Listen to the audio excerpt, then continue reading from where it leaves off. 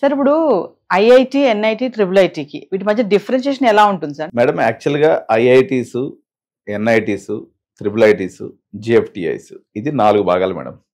So దీనికి సంబంధించినటువంటి exam ఏదైతే ఉందో మొట్టమొదటిసారిగా ఎన్టీఏ వాళ్ళు నిర్వహిస్తారు. 2 సెషన్స్గా నడుస్తుంది. ఫస్ట్ స్క్రీనింగ్ అంటారు దీన్ని. ఫస్ట్ స్క్రీనింగ్ వచ్చేసి జనవరిలో ఒక ఎగ్జామ్ నడుస్తుంది అనమాట. దగ్గర ఒక 14 లక్షల మంది రాస్తారు, అటెండ్ అవుతారు. సో దీన్ని జేఈ మెయిన్స్ స్పెల్ 1 అంటారు. సో ఈ స్పెల్ 1 అనేది జనవరిలో నడిచింది. దాని రిజల్ట్స్ అనేది రావడం జరిగింది. సో అప్పుడు వచ్చేసి వీళ్ళు పర్సంటైల్ అనేది రిలీజ్ చేస్తారు.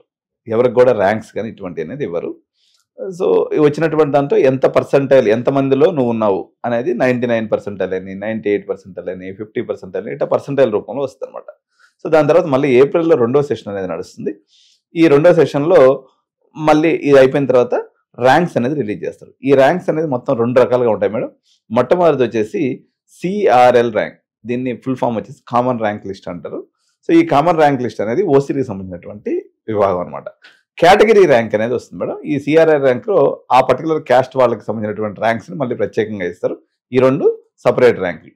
సో దీనికి సంబంధించి ఇదంతా ఈ ప్రాసెస్ కంప్లీట్ అయిపోయిన తర్వాత మరో రకమైనటువంటి ఎగ్జామ్ ఉంటుంది మేడం. దీనికి వచ్చేసి జేఈ అడ్వాన్స్డ్ అంటారు. ఈ జేఈ అడ్వాన్స్డ్ ఎగ్జామ్ వచ్చేసి ఐఐటీస్లో సీటు పొందడానికి అవసరమైనటువంటి ఎగ్జామ్ అనమాట. జేఈ అడ్వాన్స్లో సీటు పొందాలన్నట్లయితే ఈ నెల అంటే ఏప్రిల్ మాసంలో 27వ తారీఖు రిజిస్ట్రేషన్ ప్రక్రియ ప్రారంభమై నెక్స్ట్ మంత్ మే నెల 25వ తారీఖు దీనికి సంబంధించినటువంటి అడ్వాన్స్ ఎగ్జామ్ ఉంటుంది.